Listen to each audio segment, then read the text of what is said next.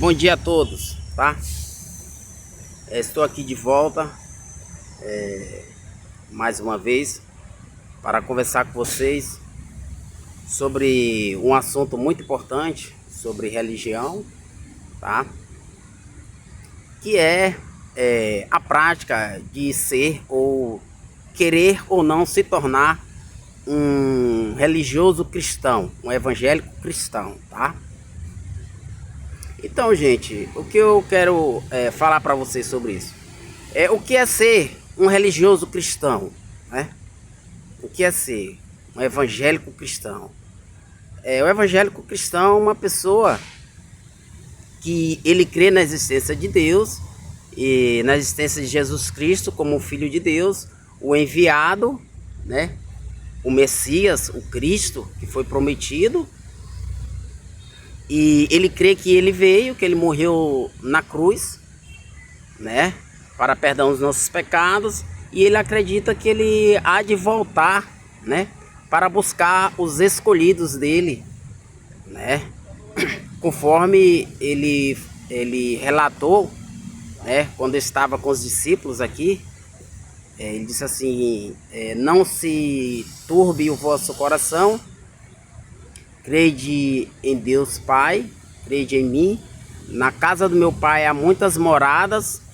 Se não fosse assim, eu vos teria dito: vou vos preparar lugar.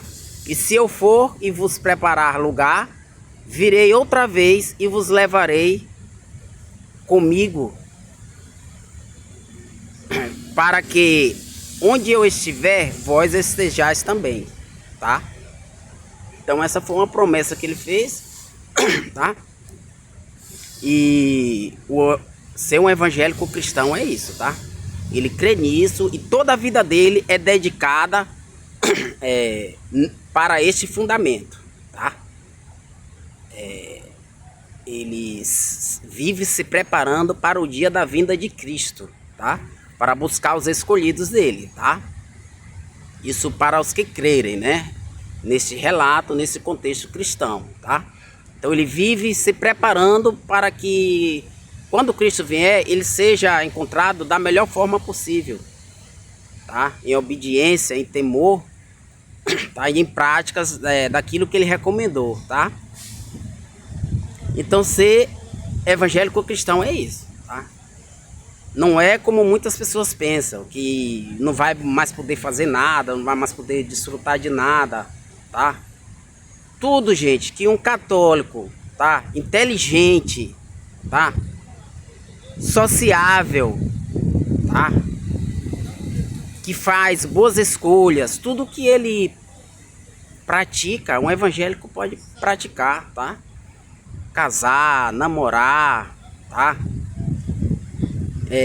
Praticar esportes, tá? Ouvir músicas, cantar. Não só música evangélica, músicas também, normal, pode. Porque se a gente for observar, a nossa própria vida, ela já é uma música romântica, né? Isso para os casais, já que são casados, são namorados. Os casados, por exemplo, se vê a nossa trajetória, no momento que nós conhecemos as nossas esposas, né? O namoro, né? Algumas coisas que aconteceram. Isso cantado já é uma música, tá? Então não há preconceito, tá? É lógico que ele não pode conviver com músicas que fazem apologia a sexo, a violência, tá? A infidelidade, tá? Mau comportamento social. Isso aí não... Deus não vai se agradar, mas o fato dele escutar uma música ou até cantar, tá? Me desculpe, normal, tá? Pelo menos no meu entendimento, tá? Então todas essas coisas as pessoas vão poder praticar sem comprometer a fé cristã, tá? Então, gente, o processo é o seguinte: há um sinal de arrependimento que Cristo recomendou, né? No caso é o batismo nas águas, que é um batismo para arrependimento dos pecados. João Batista batizou Jesus Cristo nas águas do Rio Jordão. Cristo foi batizado por ele. E João Batista se recusou, disse: não, eu é que careço ser batizado por ti, e tu vens a mim. Ele disse: não, deixa para que se cumpra toda a justiça. Tá? Ele queria dar um exemplo prático. Se ele não necessitava, foi batizado, imagine um de nós, entendeu? Então tem esse processo para passar, né?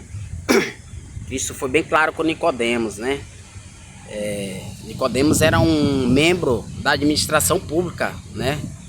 Lá de Israel. E ele foi ter com Jesus à noite, né? Por algum motivo ele não queria ir de dia, talvez para não ser visto, né? Que era muito rejeitado pela sociedade naquele tempo. Ele foi à noite e conversou com Cristo. Cristo disse para ele: Nicodemos, necessário vos é nascer de novo. Tá? Eles interagiram e Cristo foi mostrar para ele que ele disse assim: como eu vou nascer de novo já sendo velho? Ele disse assim: o que é nascido da carne é carne, o que é nascido do espírito é espírito, né? Então é necessário que nasça da água e do espírito, tá? Então nós entendemos que ele estava fazendo referência ao batismo nas águas, tá? E aí o que acontece? Há esse processo do batismo, tá? E então ele vai viver uma vida normal, buscando as melhores práticas sociais e se preparando para o dia da vinda de Cristo, onde no contexto cristão entende-se que haverá uma separação quando Cristo vier, seja no dia da vinda dele, né, cuja palavra relata as escrituras sagradas que ele vai vir sobre as nuvens e todo olho há de ver, né? E os mortos ressuscitarão, né? E serão recebidos no reino dos céus e habitarão com ele ao lado do Pai, né? Ou seja, nesse dia, ou seja, no dia da sua morte particular, da sua partida, né? Sei lá, 100, 120 anos é a média que a gente dura. Então, no contexto cristão, ele vive se preparando para esses dois momentos que são fundamentais, né, na vida de um cristão. Então, ser um evangélico cristão é isso: viver, né, baseado nessas práticas e se preparando para esses dias, né, que são os dias que Cristo relata para nós. Nós entendemos que são os dias da nossa justificação, né? Cristo vai justificar os que foram fiéis e cobrar da forma dele, né, aos que foram infiéis, né? Então, basicamente é isso. Agora, rapidinho. Sim, mas aí vem a questão: como identificar? São tantas igrejas, como identificar qual é a igreja certa, tá? Não há uma igreja que Cristo diga assim: essa é a minha igreja, tá? Porque Cristo não colocou o nome na igreja dele, tá? Porque ele não colocou? Justamente, né, que nesse plano que Cristo fez, ele não queria que fosse mais atrapalhado por ninguém, de nenhuma outra forma. Então, se ele tivesse colocado o nome na igreja: a minha igreja é a igreja essa, deu nome, e vai que nos dias atuais os líderes daquela igreja, um líder se corrompa, fazendo com que toda a igreja se corrompa de alguma forma, então todo o trabalho dele estaria como se estivesse perdido, comprometido, tá? Então por isso que ele não colocou o nome, tá? Então creio eu que há muitas igrejas que fazem esse trabalho que ele nos recomendou, de viver, né, servindo a Deus, né? Um servo de Deus, né? A palavra servo, ele relata que servo é uma pessoa que está a trabalho de um senhor, tá? De um superior. Então, no contexto cristão, somos servos de Deus a trabalho de Deus, buscando obedecer a orientações e recomendações, né, do Senhor, Criador dos céus e da terra, que é o Deus a quem servimos, no caso do contexto cristão, tá? Então, creio eu que há muitas igrejas que fazem esse trabalho, tá? Então, a parte mais importante, como identificar, tá? Gente, a igreja, tá? Que busca essa prática, né? Ensina essa prática da pessoa servir a Deus, nesse contexto, através das práticas cristãs, né? Vivendo a vida baseado nas orientações de Cristo, né? Ele passou 33 anos na Terra, né? E a partir dos 12 anos já começou a conversar, interagir, orientar como é uma prática cristã, o que deve fazer, o que não deve fazer, o que deve esperar, né? O que vai acontecer nos dias futuros. Então ele explicou muito sobre isso. Esse relato está nos livros que contam sobre a trajetória dele, mais precisamente no livro de São Mateus, São Marcos, São Lucas e São João. Os 4 livros falam da trajetória dele, tá? Então, é isso, gente. Então, como identificar? A base, a grande massa da pregação de Cristo era sobre coisas espirituais, sobre o dia da vinda dele, né? Sobre o batismo nas águas, né? Sobre o perdão, né? Sobre o comportamento das pessoas, né? Servindo a Deus, fazendo as coisas certas, tá? E crendo no invisível, que é Deus, o Pai, como o Criador, né? Da humanidade, e que fez para nós um plano de salvação para que nós um dia possamos habitar onde Ele está, com Ele. Então a grande massa, ou seja, a maioria da pregação de Cristo era assim. Então assim se identifica, quando alguém vê uma igreja onde a grande massa de pregação dela, a maior quantidade, o foco da pregação dela são essas coisas, Cristo, o perdão, o batismo nas águas, a ressurreição, né? Como é comum encontrar pessoas apregoando, olha, Cristo voltará em breve, prepare-se, tá? Prepare-se, tá? Para não ser apanhado de surpresa. Ele virá, tá? E recolherá os seus escolhidos, tá? Para um descanso eterno, tá? E aos infiéis, tá? Há um tormento reservado para eles, tá? Cristo relatou isso várias vezes, tá? Uma forma que Cristo, Deus vai cobrar deles a desobediência por não ter dado importância às coisas que Deus orientou e recomendou que assim fizesse. Deus vai cobrar, certo? Dessa forma, conforme está escrito no relato bíblico cristão, um lugar, um tormento eterno, e para os fiéis, os que o serviram, um descanso eterno, tá? Então, gente, a forma de identificar é essa, tá? O principal foco da pregação, que se prega, logicamente, quase todo dia, quase a todo tempo, é isso, tá? Como identificar uma igreja que ela não tem a intenção real de que as pessoas ocupem os seus tempos servindo a Deus como servo de Deus? A forma de identificar é que a grande massa da pregação deles não é essas coisas, não é o perdão, não é a ressurreição, a morte de cruz, tá? O batismo nas águas, sobre o dia da vinda de Cristo. Sobre esse dia, Cristo foi perguntado: quando é esse dia da tua vinda? Ele disse: nem eu, nem os anjos do céu sabem, mas unicamente ao Pai, tá? Será de surpresa, tá? E dentre outras coisas, ele explicou que se tiver 2 numa cama, será levado um e deixado o outro. Se tiver 2 no campo, será levado um e deixado o outro. Fazendo ali um esclarecimento sobre a individualidade das responsabilidades espirituais. Cada um vai se responder por si. O pai não vai poder fazer nada pelo filho. da mesma forma, um irmão pelo outro, não. Por isso que ele deu esse exemplo, né? Tiver dois, será levado um, deixado o outro, conforme aquilo que praticaram, tá? Então essa é a forma de identificar, tá? Cristo, quando veio na Terra, ele falou de bens materiais? Falou, raramente, né? Só para esclarecer.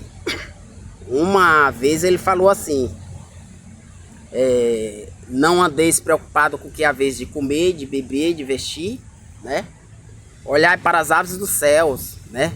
Que nem colhe, nem semeia, e Deus os alimenta. Olhar para os lírios do campo, que nem trabalham, nem fiam, ou seja, tomam emprestado, e Deus as vestem, né? Nem Salomão, em toda a sua glória, se vestiu como as ervas do campo, né?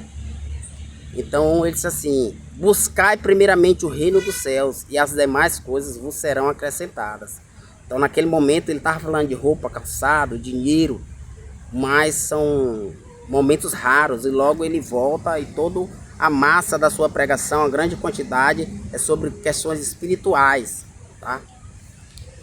Deus, Cristo, ele trabalha justamente, a preferência dele é para trabalhar nas coisas espirituais, justamente nas coisas que fogem do controle humano, tá? Porque se ele trabalhar em questões materiais, que o homem, com sua capacidade, ele consegue conquistar, então de que ele haveria de ser glorificado, né? Tudo os homens acreditariam na própria capacidade, mas ele atua justamente nas coisas que fogem da capacidade e do controle humano, na saúde, né? Quando todo o dinheiro não é possível para curar uma pessoa, né? O cara milionário, bilionário, é cometido de uma doença e acaba morrendo, né? Ele vai interagir, a possibilidade de cura, né? Vai depender da relação dos dois, né? Deus conhece o presente, conhece o futuro, né? Ah, porque Deus não cura isso, não cura aquilo? Porque às vezes Deus vê, se for um escolhido de Deus, que não é a melhor opção para ele a cura. A melhor opção é que findou a trajetória dele, humana, e que Deus reservou para ele um descanso eterno, até o momento da vinda de Cristo, e que todos vão se encontrar e reinar ao lado do Pai. Então Deus decidiu que o momento melhor para ele é aquele, tá? Então é assim, tá? Então Cristo veio para essas coisas, para fazer coisas que o homem ele não tem capacidade, tá? Então, por isso, a grande massa da pregação dele não foi em relação a curas, né? Doenças, né? Conquistas materiais, né? Conquistas conjugais, né? Ele falou sobre isso? Falou. Na verdade, ele englobou tudo em uma coisa só. Eles: buscai primeiramente o reino dos céus, e as demais coisas vos serão acrescentadas. Então, a forma correta de buscar ser um servo de Deus não é primeiro buscar as coisas materiais, dar prioridade para contextos tipo condição financeira, estabilidade conjugal, né? Até mesmo essa questão de espíritos, demônios, expulsar esses espíritos. Cristo fez isso? Fez, mas porque fez parte da trajetória dele. Mas ele não veio exclusivamente para fazer essas coisas, tá? Por que ele não veio fazer essas coisas? Justamente porque já haviam homens de Deus, profetas, que faziam todas essas coisas. Eles tinham essa capacidade de curar, expulsar demônios, né? Temos exemplo. Um exemplo, Davi, por exemplo, ele tinha um dom que ele tocava o instrumento dele, a harpa, e os espíritos, demônios, iam embora, fugiam. Então, se Cristo fosse o caso dele vir expulsar demônios, não precisava, porque já tinha homens com esse dom de Deus, tá? Da mesma forma, se fosse para ele vir ensinar como as pessoas conquistar riquezas, condição financeira, um bom carro, uma boa casa, não era necessário, porque já haviam exemplos desses, tá? Salomão foi um homem riquíssimo, né? Inclusive fez um templo todo acabado de ouro. Então não havia essa necessidade, tá? Até mesmo milagres. No relato bíblico fala que Eliseu, havia uma mulher, tinha um único filho, e ele foi acometido de uma doença e morreu. E Eliseu veio e vendo a situação, deitou sobre a criança e a criança reviveu. Então um milagre. Daí essa explicação. Cristo não veio, a exclusividade dele não veio fazer essas coisas. Ele fez, porque houve necessidade e ele quis mostrar. Mas a finalidade da vinda dele não foi fazer essas coisas, tá? Foi vir fazer coisas que saía e fugia da capacidade humana, coisas que só ele poderia fazer, tá? Como é o caso da morte de cruz, né? Morreu sem culpa por aqueles que o acusavam e o crucificaram também, né? Houve um momento que, naquele processo de crucificação, ele disse assim: Pai, perdoa-os, porque não sabem o que fazem, tá? Então isso, nenhum homem tinha essa capacidade. Por mais bom que o homem seja, o homem de Deus, mas ele tinha apenas as habilidades humanas, ele não tinha natureza espiritual. Então há momentos em que eles se estressavam e acabavam fazendo coisas que não poderia ser feita, tipo assim, no contexto de uma missão como a que Jesus veio fazer. Um exemplo, Elias, por exemplo, ele decretou a morte do capitão e seus 50. Desceu o fogo do céu e consumiu eles. Quer dizer, naquele momento eu não posso afirmar, mas ele estava estressado, ele estava angustiado. E ele tinha aquele dom de fazer, o que ele falava se cumpria. Então ele disse: se eu for um homem de Deus, desça fogo do céu, consuma o capitão e seus 50. E assim acontecia. Então a diferença, era homem de Deus, mas não tinha a capacidade, não podia fazer o que Cristo estava fazendo. Enquanto ele ordenou a morte do capitão e seus 50, Cristo pediu perdão, disse: Pai, perdoa-os, porque não sabem o que fazem. Entendeu? Então isso, Cristo veio fazer coisas que o homem não tem capacidade, tá? Justamente para que ninguém tenha dúvida que é ele que está fazendo, porque já se sabe que o homem não tem capacidade. Então, voltando, essa é a forma de identificar igrejas que buscam interesses próprios, tá? Usam a palavra de Deus apenas como mercadoria para que eles possam acumular riquezas, tá? Usam a palavra de Deus como pretexto. Então você pode notar que a grande massa, a grande maioria da pregação dessas pessoas não é no contexto cristão, o que Cristo fez, o que Cristo falou, como ele ensinou, tá? Tá? A base é outra pregação, tá? Como conquistar grandezas, como se livrar de uma doença, como se livrar de um espírito maligno, tá? Como alcançar melhores resultados conjugais no casamento. Todas essas coisas são importantes, tá? Mas para isso não precisamos do contexto cristão. Cristo não precisaria vir se o que tivesse que resolver fosse essas coisas, porque tinha homens com essa capacidade já, tá? Então assim se identifica, tá? Pode ver que a grande massa, o maior tempo da pregação dele são essas coisas, tá? Enquanto a grande massa, o grande empenho, a grande quantidade das pregações de Cristo são sobre coisas espirituais. Perdão, tá? Perdão de pecado, ressurreição, morte de cruz, o dia da sua vinda, tá? Então essas coisas, gente. Espero ter ajudado, espero ter esclarecido. O vídeo ficou longo, ficou, tá? Poderia ter ficado até mais, se fosse continuar falando desse assunto. Mas o intuito desse canal não é produzir vídeos agradáveis, tá? Sob medida para conquistar as pessoas, para adquirir visualizações e likes, não. O intuito desse canal, desse vídeo, é de conseguir ajudar algumas pessoas em seus respectivos contextos, né, que o vídeo vem abordar. Neste caso aqui, estamos abordando a questão de ser ou não ser um evangélico cristão. Como ser, tá? Quais são os fundamentos? Foi sobre isso que abordamos, tá? Então a finalidade é essa. É um conteúdo para quem tem interesse, para quem está buscando, tá? Então me desculpem o tempo do vídeo, tá, gente? Mas é necessário, tá? Então Obrigado pela companhia de vocês, mais uma vez. Tchau, tchau. Tudo de bom para todos.